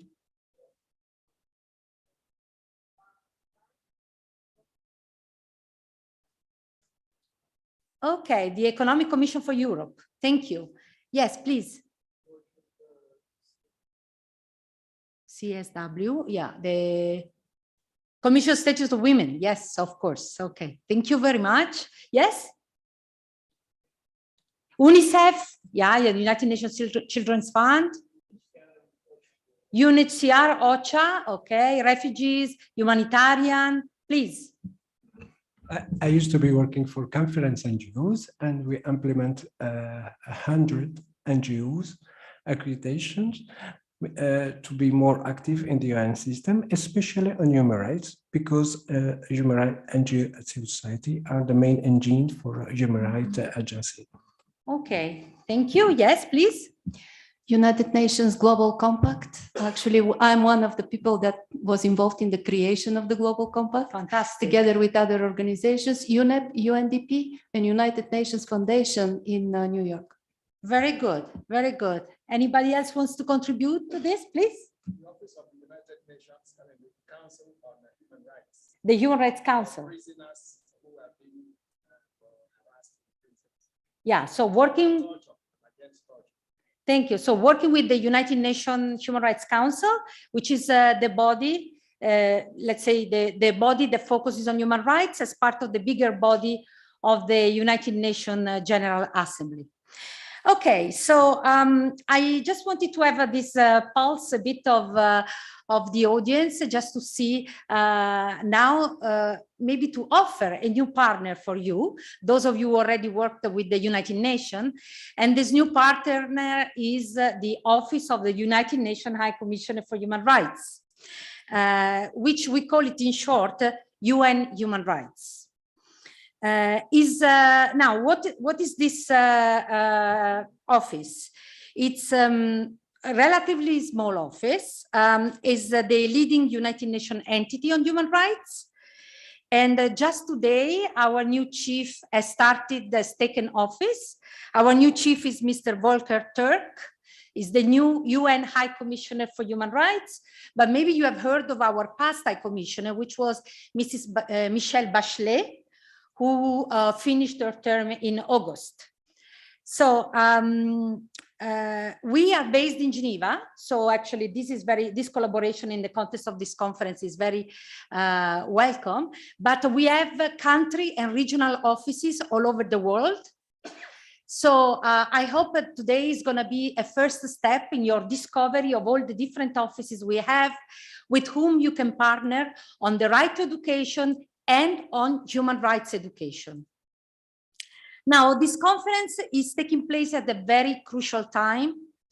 In today's complex and rapidly changing world, education needs to evolve and adapt to anticipate and shape our future. The COVID-19 pandemic, has been mentioned before, has had a profound impact on the right to education everywhere in the world. creating the largest disruption of education systems in history, an impact that we will continue to see in the generations to come. At the same time, the pandemic has provided an impetus for reimagining education and strengthening the resilience and preparedness of education systems, firmly grounded in the right to education, and more broadly, in ethics and values that are in line with human rights standards. Indeed, the human rights framework provides an internationally agreed language for ethics and values education, rooted in the Charter of the United Nations. You know, this morning we had the High Commissioner, the new High Commissioner was appointed, said that he wanted to have his first activity talking to its staff. So his first activity from 9 to 10 was to have a staff meeting with the staff all over the world. And I think one of the sentences that he said that I really took and I thought I'm going to bring to the group today was that human rights are the common language of humanity. So it's a unifying language, irrelevantly of different countries, different traditions, different culture. The human rights language is a unifying one. In 1948, the newly established United Nations organization proclaimed, and we heard about it already, the Universal Declaration of Human Rights, which powerfully states that all human beings are born free and equal in dignity and rights. What a beautiful sentence. The declaration also states that all human beings have that recognition of the inherent dignity and of the equal rights of all members of the human family is the foundation of freedom, justice, and peace in the world. And since the proclamation of the Universal Declaration, states have continued to gather at the United Nations and have adopted hundreds of agreements based on the declaration. We heard about CEDAW, the Convention on Elimination of Discrimination Against Women, as well as the Convention on the Rights of the Child during the previous interventions. These agreements are protecting and promoting all human rights for all, and are documents which have inspired the struggle for dignity of millions of people everywhere. Still, if we don't know what our human rights are and how to protect them, how can we realize them? Human rights education comprises all educational and learning activities aimed at promoting universal respect for human rights and fundamental freedoms. It is a lifelong process, as it was mentioned here, fostering knowledge and skills that empower individuals to identify and exercise human rights in daily life. It's a process which also develops attitudes, values, and beliefs that uphold human rights, and which prompts behavior to defend and promote human rights. So the task of human rights education is really to foster a sense of our common humanity while embracing and valuing our diversity. And I think this concept comes very, very well coherently with the title of this conference. Effective human rights education empowers each of us to identify our human rights and to claim and defend them, and inspires us to defend and protect the human rights of others. It is relevant to our daily lives and engenders a discussion on how human rights can be translated into the political, economic, social, and cultural reality. It supports critical thinking and helps us tackle the challenges we face with solutions which are in line with human rights values, and encourages everyone to participate in the global realization of human rights of all. Now, in the past 25 years, I actually started working in the office in 1995. And since, you know, that was quite some time ago. And I was already a human rights educator because my previous life was in civil society, going to schools, usually. I was one of those in my civil society organization, going to school and speaking to teachers and students. And so when I got to the United Nations, they told me, oh, what have you done before? Because I was hired through a special process where I was actually gratis personnel to the UN from my country, Italy. And I said, you know, I've done a lot of human rights education, going to schools, speaking to teachers, speaking to students, going to universities. And so they told me, oh, you see, this is a portfolio where we really need somebody to go and do some beginning work. And that's how I started. This was only to tell you that I've seen a lot of developments in the human rights education area, because even if I changed sometimes job, I came back always to human rights education, which is, as I said, the area where I work now. So in the past 25 years, I can tell you, we have seen human rights education getting momentum at the international level. Just last year, in 2021, we celebrated the 10th anniversary of the United Nations Declaration on Human Rights Education and Training. This declaration was adopted by consensus at the United Nations General Assembly in New York and acknowledges that everyone should have access to human rights education and training. It reaffirms state responsibility to promote and ensure human rights education and training, and to create a safe and enabling environment for human rights education and training done by other actors, educational institutions, civil society organizations, national human rights institutions, and the private sectors, for instance. The adoption of this declaration and of other similar documents which were adopted at the regional level, I'm thinking, for instance, of the Council of Europe Charter on Human Rights Education, has constituted significant progress in setting common standards and common objectives for each country. Also, regularly now, the General Assembly of the United Nations and the Human Rights Council here in Geneva, they regularly address human rights education in their work.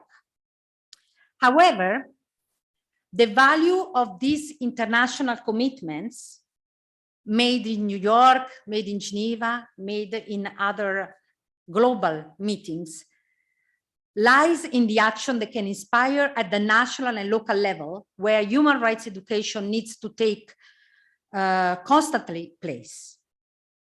Through the years, we have seen a significant growth in efforts to integrate human rights education in various sectors of society at the national level, particularly in the formal education system, primary, secondary, higher education, vocational training, initiatives, materials, and resources championed by governments, national human rights institutions, and civil society. Beyond the curriculum and textbook development, now it is clear that the infusion of human rights education in the formal education system involves many courses of action.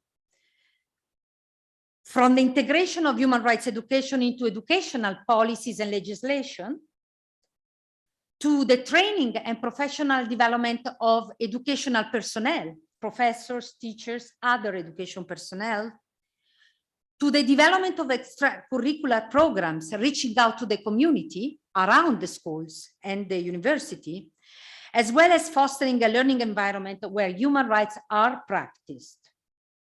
We were talking about corporal punishment before. How can you teach human rights in a school where you have corporal punishment? How a contradiction that is. Pedagogies need to be contextual. They must address the realities and challenges faced by the learners in their lives. The use of participatory experiential methodologies, I saw, this is how we do human rights education and training at the office. Flip charts, you know, very, very participatory methodologies, as you have already used this morning. This is key to ensure the learners are responsible actors of their learning processes. And of course, many stakeholders need to be involved inside and beyond the education system, where all opportunities for continued human rights learning should be encouraged and supported. We heard today about non-formal learning and informal learning. So formal learning is important, but also other types of learning in the society. Now, I welcome the special attention that this conference places on young people, a focus which is also a priority for the United Nations. I'm not sure if you are aware, but the Secretary General of the United Nations has adopted a United Nations Youth Strategy for the period now until 2030, together with the Sustainable Development Goal Agenda period. Young people are agents of change, are driving force for human rights. In every country and in every area, countless young people have risen up to demand freedom, equality, and structures and systems in economy, politics, and societies that uphold the fundamental human rights. Young people all over the world right now are marching for racial justice, are combating hatred and intolerance, are calling for the development and a development that is more sustainable for the people and the planet, are breaking down barriers to unlock freedom. They are leading the way in demanding institutional and policy change for a just and sustainable world. Also, today's young people are digital natives. They've grown up with the internet and with social media, and are far more interconnected among themselves than any previous generation. So they have an exponential capacity to mobilize their peers, including those in vulnerable situations. These powerful movements are the source of many positive changes, which benefit not only young activists, but more broadly, all of society.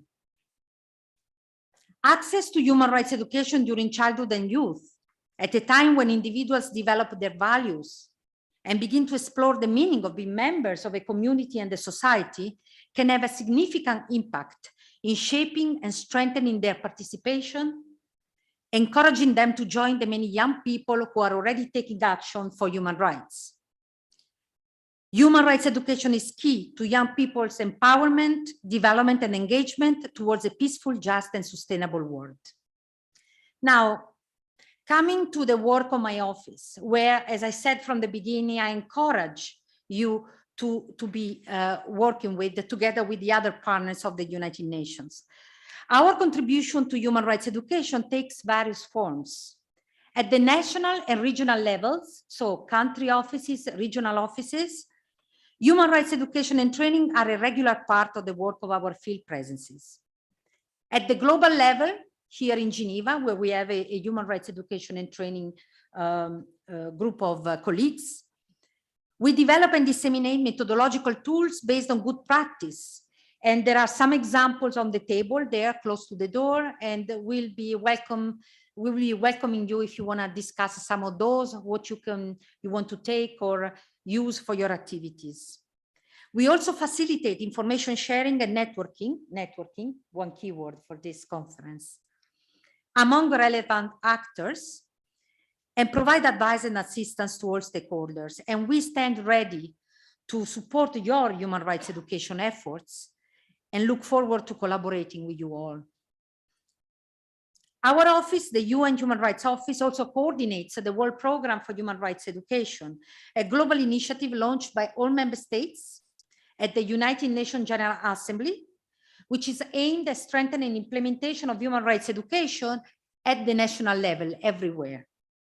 The World Programme is structured in consecutive 5-year phases dedicated to different focuses, and the current phase, 2020 to 2024, is exactly dedicated to human rights education for youth, with special emphasis, as the relevant UN resolution says, to education and training in equality, human rights and non-discrimination, and inclusion and respect for diversity. That's what the member states gave all of us the task to work on. The World Programme, and this phase in particular, is aligned with the 2030 Agenda for Sustainable Development, and specifically Target 4.7, which, as you may know, places education for global citizenship and sustainable development, including human rights education, at the center of quality education. So while we see in the context of this World Programme and beyond policies and bodies dedicated to youth empowerment being increasingly developed at the international, regional, and national levels, I wish to emphasize a key principle, that young people must be the protagonists in developing policies and programs that affect them. This also applies to human rights education. Beyond human rights education for youth, we should promote human rights education for, with, and by youth. Young people must be engaged as key partners at all levels in our initiatives, at the planning, design, implementation, and follow-up level, as well as in regular monitoring and evaluation. As Nelson Mandela put it, education is the most powerful weapon which we can use to change the world.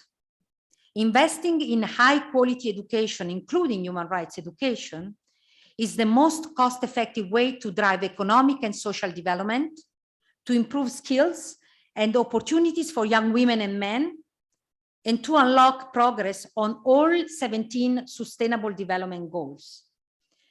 Human rights is not an optional extra or a check in the box, or, to put it in your words, a nice to have thing. Instead, by fostering inclusion and participation, preventing violence and conflict, promoting solidarity, and ensuring rights-based responses to crises, including health crises like the one we have gone through, human rights education constitutes a powerful investment for building a just, peaceful, and sustainable future for all, an investment in our future that we cannot afford to overlook. So in conclusion, I would like to encourage individually all of you to get or to continue to be personally involved in quality education and human rights education, and to get in touch with my colleagues, UN human rights colleagues, other UN colleagues, either at headquarters or in the field, to explore possible cooperation. And let me also wish you all, on behalf of my office, many useful and productive discussions during this conference. Thank you.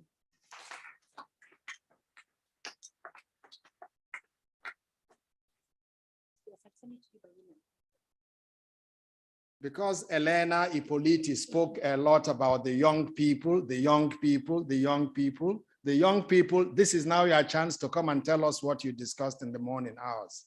So we're inviting, is it Vilda? Where is she? Okay, you are coming, very good, Mexico. So you come and now present the results, Lani, the results of the considerations. But madam, we must say that you ignited this session with your voice, with the visions which you are presenting to us, the invitation that all of us should try and also interact with you and your team once we have the midtime break. Thank you very much, Lani. Thank you so much. And I'm really thankful and humbled to be part of this opening with a very honorable panel. My name is Lani, and I am a young consultant. I appreciate the invitation as a researcher, emerging researcher, but also as a practitioner. And many of the themes that I also wanted to tackle have been addressed. So I will just resume. Hearing about bridges made me think on how bridges are meant to connect positionalities. We come from different backgrounds, and having bridges is having these opportunities to position ourselves in a new place, both sides. It's not that I'm coming to another place or this person is jumping to another place, but we are both making an effort and addressing the engineering part. We are making efforts to come to a new place together. Yesterday, we had some of us the honor to have some bridges building in Ferney with Professor Dr. Christoph and Professor Ebba and Sister Federica. And as we were discussing we were having some coffee and biscuits together, we were reminding ourselves how this topic is so important today. Bridges are imminent in our times. We are living a pandemic time, and I'm taking this pandemic concept from my region, from Latin America, because some of our countries are still living in the pandemic. This is not over. We are living these times which present a world that instead of coming and rebuilding back together, it seems that we are distancing more and more ourselves. We are living and coming from a Mexican context. Instead of bridges, we build walls. In my country, there's a wall that wants to become larger. And this is not only physical. We are building symbolic, legal, economic, social, media-oriented, and very different kinds of walls rather than connections. And our societies are becoming more and more polarized. And the mere idea of generating dialogue bridges among our different positionalities seem more and more utopic. So how is that relevant in the terms of education? It's because education and the values and morals we are learning together allows us to open our minds and to come together in these bridges. As a woman, as a young person who is also immersed in these systems, I can see that this is walls and structures memorize our potential to build bridges. I intentionally want to use the SDG 4 because Global Ethics is working a lot on this sustainable development goal. Being a young woman, yes, for me it has been also sometimes to break these walls instead of bridges, but at the same time, educational opportunities in my life, coming from a development country, coming from a non-privileged family, I can say that education and ethics have deepened my knowledge. And talking about intergenerational dialogue, I want to say that it was also professors and educators in my life who also promoted and encouraged me to be here today, to have this leadership and to build bridges with people from different backgrounds than mine.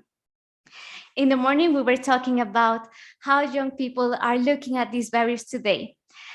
Since many years ago, and this is part of the inspiration that my religious background and my ethical background brought to me, is how young people are really meaningfully included in decision making.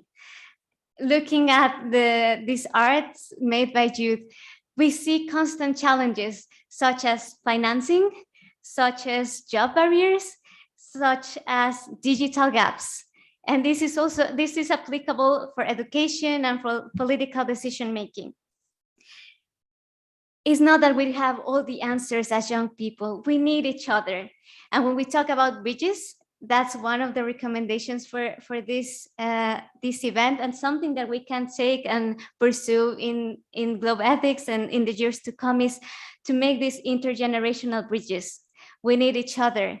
We are here together, so many generations, and we are all the present. It's not that youth is the future. It's not that non-youth are the past. We are the present, and we build together. In the YPS agenda, that is the agenda that I'm specialized, the Youth, Peace and Security agenda, we talk about not tokenizing each other. We talk about, we don't have to include young people in this case to be in the picture or to be one person doing a speech, but we have to be in every stage of the decision making, and that includes education. So I'm really honored to see how institutions like Global Ethics are building these bridges together, how we can come from different backgrounds, from different moral frameworks and values as in the same space with that safety.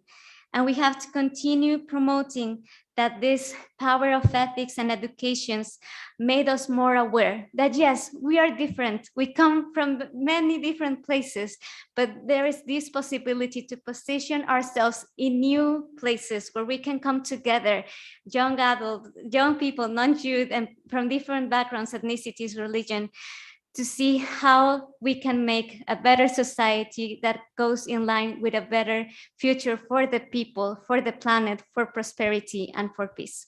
Thank you very much.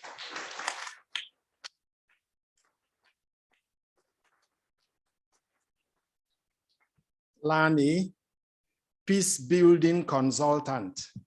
I didn't know we have such titles. So can you hire me to be a consultant for peace building? I think it's our task, everybody. Thank you for your intervention and for your passion also before. That has been really very, very great. I'm inviting all those who made speeches to please come down for a good photo shot before we give you presents and before the announcements will happen. President, come to the middle. Archbishop next to him. All the others, please. And those who are paparazzi, get ready.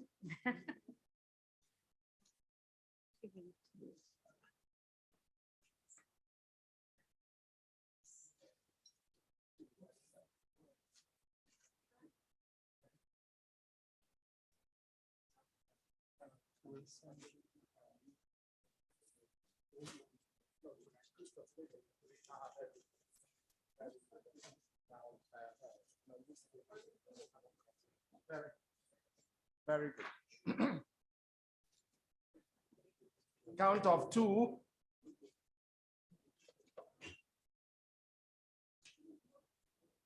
Thank you very much. And now the gifts. Manasa? Wait. Okay, the last one, the last round. Yeah, we sharing anyway. Okay, thank you very much. And now, Manasa, can you please come? We want to honor all those who have spoken to us. Manasa, who gets that?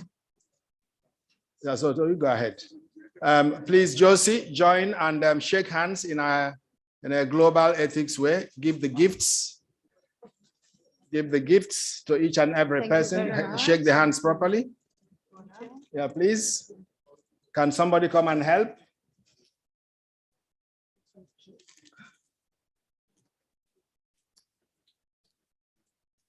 Very good.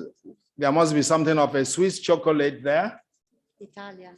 Oh, Italian This is chocolate. Italian chocolate. Oh, But it's very good. The chocolate comes from Ivory Coast, but it's called Italian chocolate. Yes.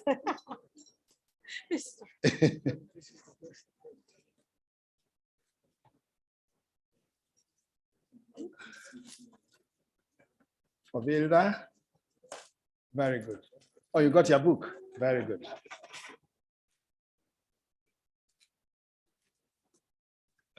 We shall have a break, but before then, there will be some announcements, please. And then you may just now go and sit down now, please, once again on your high tables. Christoph, you can give me your gifts to keep for you. Short break. We're going to break now. Minutes. Yes, we're going to break. 30 minutes break. Okay, we'll make it 15. Okay. Lucy, over to you. 15 minutes break. Yes, it's okay. Hello, everybody. Welcome. You're at home here. You may have noticed some people with blue badges. Anyone wearing a blue badge? You can ask them for help. We're on the team. We're here for you. I want to acknowledge the conference team, Amelie, our program architect, Christine, who's the glue person, making everything running. Manasa, everybody knows Manasa.